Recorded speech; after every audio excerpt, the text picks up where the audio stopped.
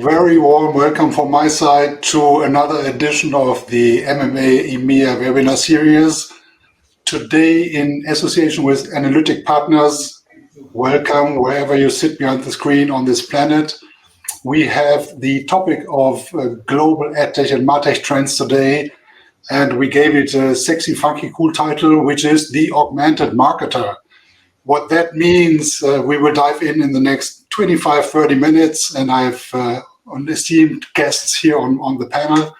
First of all, I would like to introduce you to MAREN SEITZ. She is head of DACH, aka Germany, Austria, Switzerland at ANALYTIC Partners. Hi MAREN, nice to have you here today. Then we have TIMUCIN GUZEY. He is managing director at MINDSHARE in Germany. Hi TIMUCIN. And finally, we have Daniel JÄGER. He is head of group media at DEUTSCHE TELEKOM. Hi Daniel. Thanks for having me. So we thought, I give you a short briefing on the MMA. You just saw the video, but maybe you don't know MMA in its depth. So we are a global association which is trying to help you navigate through this marketing technology jungle. We started with the mobile screen 20 years back, and now we more and more go into the modern marketing angle, which means we look into AI, blockchain, Web3, whatever kind of is your day-to-day business in the merge of marketing and technology. And the MMA is, as I said, a global association. I'm representing MMA Germany. I'm acting there as executive chairman. And we are looking forward to kind of serve the CMOs globally with that kind of need. And then I would also like to say that we kind of focus on 6 trends, because we kind of streamlined the sheer kind of circus of marketing trends globally into that 6 trends. That was our idea, to give you a snapshot within 25 minutes. It's not easy. And so we asked TIMUCIN and MAREN to dive into those 6 trends. And then afterwards, we look from the client perspective. So Daniel will jump into the conversation afterwards. And then we take it from there. So we start with those 6 hand-selected trends. TIMUCIN from MINDSHARE gives the media agency perspective, and then MAREN jumps in from the data perspective, data analytics perspective. TIMUCIN, your 3 minutes of fame. Yeah, thank you, Mark. So happy to start with the first 3 major trends in marketing technology to shape marketing strategy operations for the next 10 years. Yeah? And each of the trends is already emerging in practice today, but we believe each of them will grow exponentially in the years ahead. So I'm hopefully on the right side, right on the starting side. So 3 trends from a media perspective out of our WPP framework, which we published a few years ago, and all of them are guilty. I pick up 3 of them, and we will start with the first one on the next slides. From big data to big operations. So data is not only the new oil, data is the new oil paint. And what I mean is that it's all about integrating data into the design and delivery of remarkable customer experiences that marketers and brands create orders of magnitude greater value for their organizations. TIMUCIN, we see the no-code chart, not the data chart. We see the no-code trend. That's your first trend, no-code. Okay, then let's start with no code. I have no All other order. right. Yeah. So okay, then let's start with no. And I think it's the important one, because it's more the human factor within everything happening. So now it's a drag and drop, and I like that, because this is the essence of no code trend. Okay, thank you for that, Mark. So software that empowers general business users to create things that previously only specialists could produce. So now everyone can be citizen developer. What we mean with that is that today's no-code tools already give us technical professionals the power to create databases, workflows, mobile apps, chatbots, voice assistants, and many more. In a decade ahead, advances in AI will put even more amazing capabilities at the fingertips or voice command of citizen creators of all kinds. So all these tools enable decentralized self-service capabilities to marketing teams, avoiding bottlenecks of centralized specialist teams, what we live today. This will accelerate the speed by which we think things are produced and increases the bandwidth within a given time frame, as more marketers can be creating in parallel. So all these tools will overall lead to not only to just empowerment, it's a huge lever for efficiencies too. And then on the next slide, I think we will have the third one, which is my first one. It's from big data to big operations. That's restarted then again. It's about integrating data into the design and delivery of remarkable customer experiences to create orders of magnitude more value for their ops. So big data was a revolution for handling this enormous volume, verity and velocity of data flowing through organizations already today. But big operations, and that's what especially agencies and media agencies are really strong in, will be about managing the growing volume and variety of apps, automation processes and workflows in brands and in agencies on top of that universe of data. So we believe that organizations that excel at distilling data into insights and activations in real time will achieve a competitive advantage, and this will be a new value for our business. So data alliance and trusted data ecosystems will play a ever larger role in our marketing operations and will require greater governance for data regulations and compliance, especially for our clients. So on the last bit, we will see harmonizing humans and machines. So our human brain will still provide the final spark, and I think that's the mystified discussion we have with ChatGPT outside, if we will still have jobs in the next decade within marketing, within agencies. And we believe, of course, that AI will not eliminate the need for humans in the marketing decade, but AI will shift the allocation of marketers' time to higher level work on strategy, on innovation, on creativity, and deeper customer empathy. So most AI applications in marketing will leverage machine learning and narrowly defined. It will be a human responsibility to oversee those models and the data resources they rely on.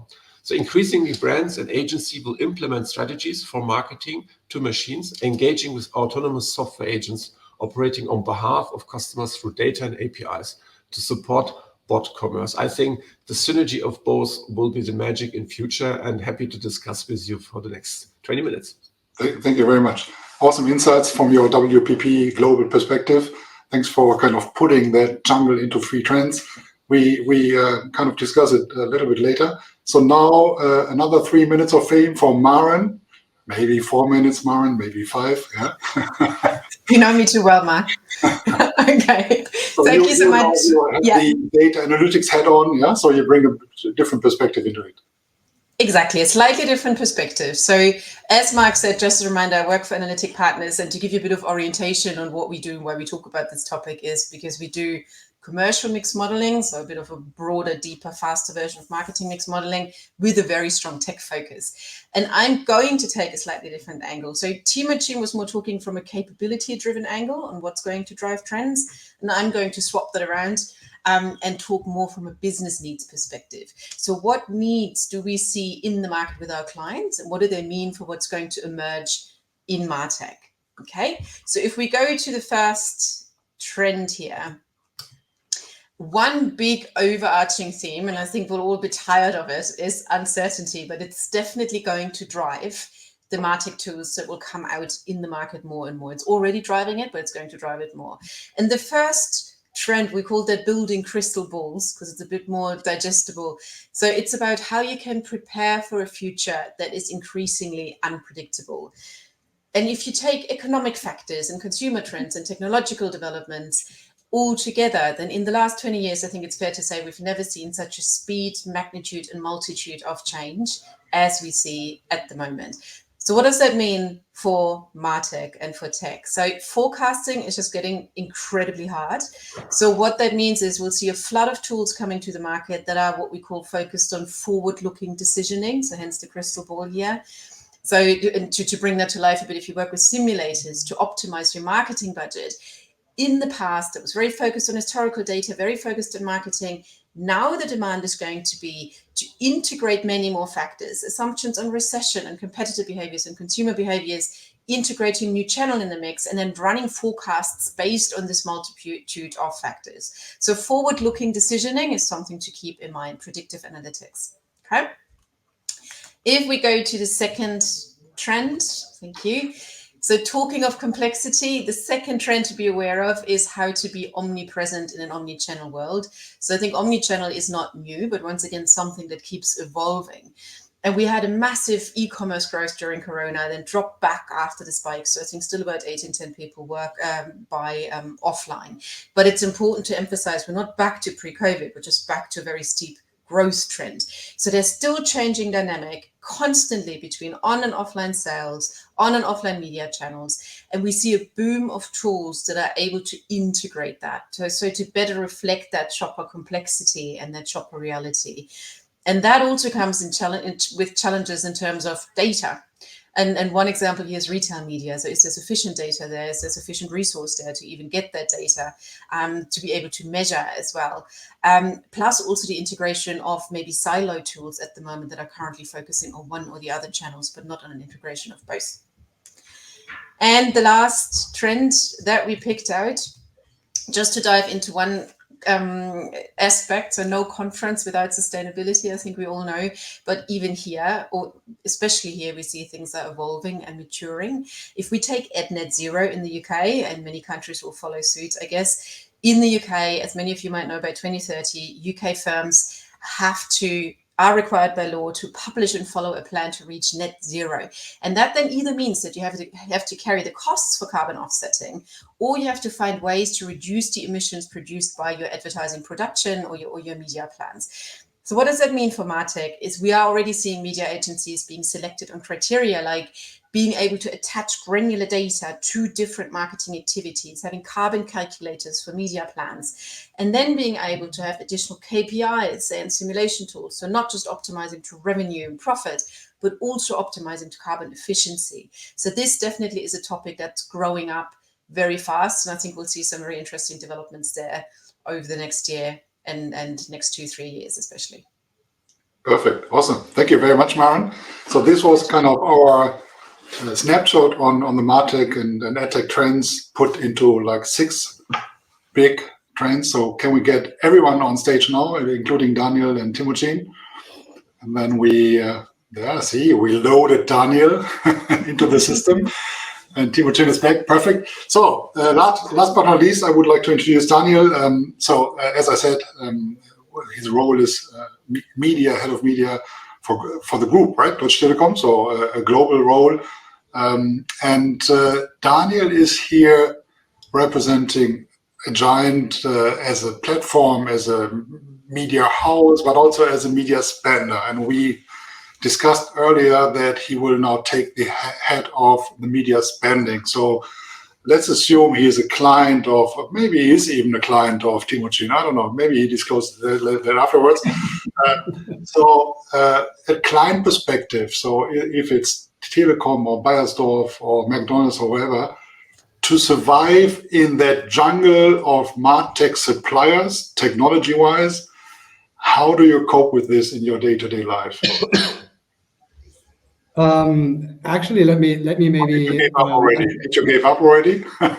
No, actually not. I've been sitting on another panel last week where we also discussed the variety of different ad tech channels, and I see from my perspective, I mean, in an ideal world, we could probably measure and target cross-vendor, cross-channel, and so on. And we would have standards, data standards, we would have tech standards. However, actually, that's not how it is. And we should also ask ourselves whether we really want that, because, I mean, we have two options. First option is that some organizations, such as the MMA or others like OWM and so on, are creating standards. However, that would be a good case, good side of the medal. A bad side of the medal is that others that are already dictating the market in tech would take over with their standards, which probably would give us a hard time to really measure correctly. And also we are having all of these data privacy discussions with these guys and so on. So I wouldn't go to that direction. Mm-hmm. Let me shortly reflect some of the trends that you guys just reported or presented. Thanks, first of all. I think I'm really with you guys. I see these trends. Let me start with sustainability, one of the topics that are really close to my heart, but not only to my heart.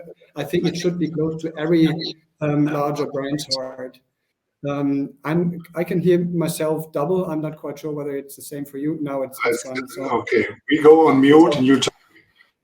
It's all good. It's all good. So for me, as a large brand and also as a large spender, you are part of society, and every brand should consider themselves as being part of a bigger, larger system, as their customers are living in that system.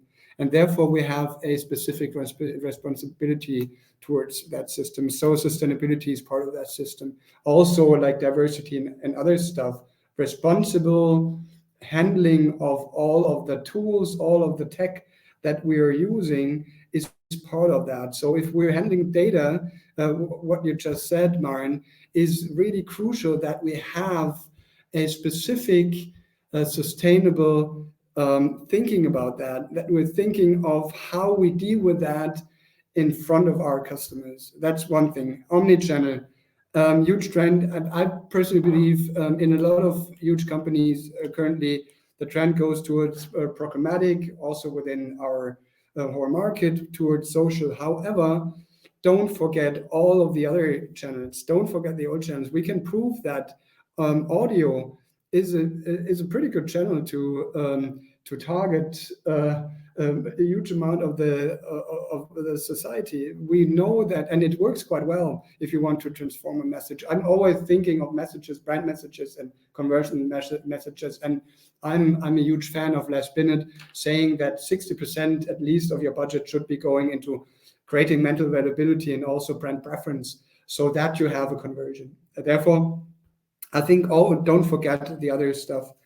Then the crystal balls. Yes, we're doing a lot of HMM, holistic media modeling, media mix modeling, NTAs, MMMs. We are trying to get rid of that crystal ball. There will always be probably a little bit of a crystal ball. I completely agree with you, Mar. However, we're trying to get rid of that. And also, if you have the money and if you're spending a lot of money, also to other marketers, advertisers, invest the money. It will really help you to have a crystal ball into the future of what you guys are doing, because this is what we do. We do predictive modeling, and we know what we're doing. We really invest money where money needs to sit. TIMUCIN, the no code and the data, I think data is key. Absolutely. I think, and we're sitting on a lot of data, as you can imagine, as the other carriers. We have a lot of customers across all the different countries. In Germany, we also, because of, we didn't talk about loss of the third-party cookie because nobody can hear it anymore, but next year will be the year where we lose third-party cookies. So we need to talk about IDs. We need to talk about, we are also handing out to the market via UTIC some IDs that you guys can use. So looking at data clean rooms, at IDs and so on, and probably you don't need just one single ID, you need more. Daniel, is crucial. Daniel, UTIC you should explain, because that's very fresh and that's very interesting in this context. So the carriers have put some data together that is consented, and everybody can use as IDs. Maybe that's in a nutshell. Look at it and look at it in terms of if you want to target better. So also after the loss of the third-party cookie, and yeah, just have a deep dive into it, whether it's something that you guys can really benefit from. And then and with all of that data that we have at hand, I think that is really, really powerful. And that is also something that every marketer should look at, should create first-party data infrastructure, because with that first-party data infrastructure and with consenting GDPR, like consenting all that data, the job of us marketers will be much easier. However, to sum all of that up, we shouldn't forget one thing. Marketing is actually a pretty simple thing. It's like walking into a discotheque trying to make friends. It's really, I mean, you need to have a relevant message to them through a relevant channel. You probably wouldn't do that on the dance floor in a discotheque. You probably would do it at the bar to a relevant target audience. And so you already see relevance for me is key. And relevance is partially coming from the message and partially from all of that new possibilities. Yeah. And in a discotheque, you need to scream your message. Otherwise, people can't hear you. So that's probably a nice picture. Actually, reach is. Yeah, reach. It's a nice picture of how you need to cut through. So there's a German association called GWA, who just recently published 60 pages white paper on how the creative and media agency landscape and tool set and so on and mindset will change through the use of AI and more specifically Gen AI. So TIMUCIN, if you know, we have now 1 year GPT, and I don't dive into that whole jungle of OpenAI over the weekend, blah, blah, blah. 1 year of GPT, and I think you certainly can confirm that your day-to-day work already has changed. So can you kind of look into that Martech perspective, how AI changes everything in creative and media landscape? Yeah, sure. So I think, first of all, ChatGPT enables or provided a much broader attention and consideration of AI in a broader consumer and public view. Now, I think that's helpful to bring it top of mind for all of us, but within our industry, not only media agencies, also all vendors, all platforms, but also advertiser, we used AI and machine learning systems, which is sort of the first generation of generative AI already in our optimization, planning, reporting and monitoring systems. So it's nothing which is invented new or which is a kind of a revolution of how we are doing things or how we plan or how we allocate budgets or optimize campaigns. But it supports us, of course, in terms of a smart and accelerating evolution. For example, to optimize day by day, minute by minute, placement by placement campaigns on different KPIs. Therefore, I can use machine learning and AI, of course, in my running systems per channel, but also cross-channel to get better results, for an example. And that's already happening for the last decade. That's nothing new. Of course, we are using new technology and we are learning how we can scale it better and also to use it together with our clients. And therefore, Martech is one of the pillars, because more AI and more data intelligent within the data systems which this ecosystem is using between advertisers or corporates, between all the vendors and publishers and the agencies who are managing campaigns and data, that's of course very, very helpful. So yeah. So it's a perfect example. It's a perfect example for augmentation of a marketer, right? Yeah. It's a tool which really helps. So the same applies certainly for data analytics, wherever you dive into data, you I don't know, maybe you used AI since years already, Maren, I don't know, but maybe you can jump on that as well and somehow how you kind of serve your clients.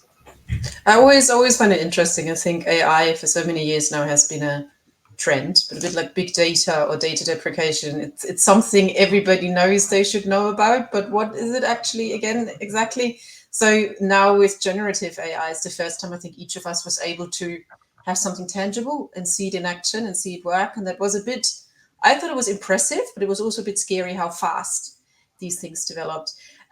Where it's relevant in measurement, I think one thing that's interesting to us as well is, for example, in copy testing.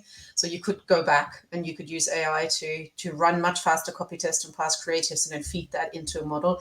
It's also speeding up modeling capabilities, say, for example, for us. So you can go much deeper in a much shorter time frame. So it's definitely useful.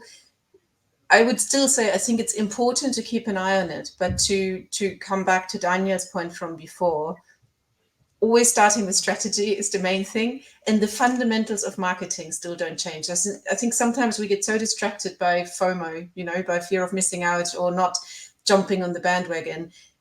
The fundamentals don't change that much, and we need to get them right and then experiment in a very focused way with these new things, measure them very specifically, and sort of not lose our focus on the bigger picture. I actually think that is often the biggest challenge, is to zoom out and get people sort of to calm down and focus a bit more on the fundamentals.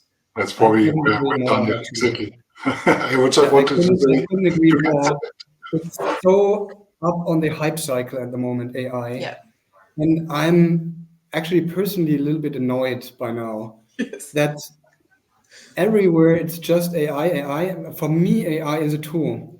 Yes. And the invention of a pen was great. However, it really depends on what you're writing with a pen. If you're signing a contract or if you're writing a book or whatever, that's the content, not the pen itself. And for me, AI is a tool, is a pen, and you can do whatever you want. And we just had a pretty good deep dive with a neuropsychologist and into the whole topic, and he had a very good quote: "Human first, human last." So with AI, because AI runs differently, doesn't have the capabilities of that we have. You need to ensure that what goes in is not shit. Sorry for that, but because otherwise, what comes out will be the same thing. And at the end, it's also crucial that you have somebody who takes stuff out and proves that this content is right. I mean, you guys probably all had tried to do, we have a lot of workload, try to do stuff faster by using ChatGPT. I did at least, I had to rewrite everything several times. Also, it helped because it gave me a little bit of an impression what would be possible in a structure. But at the end, it's really human first, human last. Awesome. So we are almost at the end of our session, but I would like to look a little bit into the future. Not looking into the next hype. There will certainly be something in 2024, 2025 jumping on us. But if you look into how, let's say, maybe reflecting the past 10 years, how you work together in the ecosystem, like client side, media side, agency side, data side, would you assume that changes more and more into a different way of working together, or value chain based or ecosystem based? Is that something you can resonate on? Whoever wants to start. Maybe let me start. I definitely think it needs to change because we have so many different distractions from our message. I think AI gives us opportunities to give people more tailored messages to their needs. However, I think I already said it, from my perspective, relevance will be a key within our, I mean, I'm in the business since 94, I guess. we always had the discussion about what is our role as advertisers, or as I've been working for advertising agencies before, and it was always the discussion around we need to be relevant, because otherwise people will not look at it. And it's that far that people don't look at us anymore. I've just recently read a study that most people will pay about 27 euros to not see advertising anymore. People pay euros to Google and so on to not see what we do, our crafts. And we as advertisers we need to change. We need to produce stuff that is relevant for people. Otherwise, you die. You can just give it to AI and just go home and watch television or whatever. Therefore, we together with the analytic guys, with the agencies, with the creative agencies as well. We don't have somebody from the creative side here, but we need to ensure that our crafts will be relevant to the audience. Otherwise, we die. And to be fair, Daniel, I mean, there's a whole industry that lives of constant newness, and sometimes to question that. But just to jump on your point around creative, we had a really interesting analysis recently where we looked at the wear out of different campaigns, and how we defined wear out is by saying, had the campaign actually run its course compared to the cost associated with launching a new one? And in the vast majority of cases, campaigns had a much longer shelf life than they were given. But the conclusion for us was most clients could actually stick with a campaign, and especially a campaign platform, for much longer, spend their time to really find out the next most relevant message, as opposed to just, throwing out as many new things. And most consumers don't even remember the first message you sent out there. So it's taking the time to develop something very strong and then running with it for longer, rather refreshing a campaign platform than trying to reinvent all the time. And I think that comes to your point of relevancy, like that should be the focus. And then you have longevity as well. Yeah. And maybe I can end up with a nice picture of Daniel of the discotheque. So how the future would look like.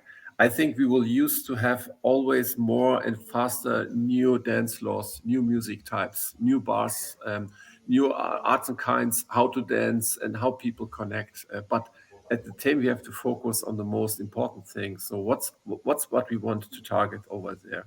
So what's what we want to believe the purpose? What's the message? How we can be great? How we can differ from others? And I think more human intelligence and more target or long-term oriented thinking and behavior will help us to navigate for the increasing and always dynamic market changes we will have. So I think we have to use for more changing disco than the past time where we always know what will be the next weekend look like. That's the thing. Okay. Right. The right message at the right bar. Yeah. Yeah. So I then close with the task of us to find a strategy how to pass the bouncer. Yeah. Into the discotheque of us all dancing and looking for Martech. Thank you very much, guys. It was awesome to talk with you about the Martech trends, of course, in a very condensed way, but I think we had great perspective from all of you. And this was one of our editions of the MMA EMEA webinars today with the Association of Analytic Partners. Thank you for being here, my guests today. And we all hopefully see us in this Martech jungle next time. If you're interested to kind of connect with us, just go to mmaglobal.com and you'll find chapters all over the world. Again, I'm representing Germany, so if you're close to Germany, always happy to be here and kind of connect with you guys. Thank you very much. See you soon in that augmented world. Bye-bye. Thank you. Thank you. Bye. Thanks so much.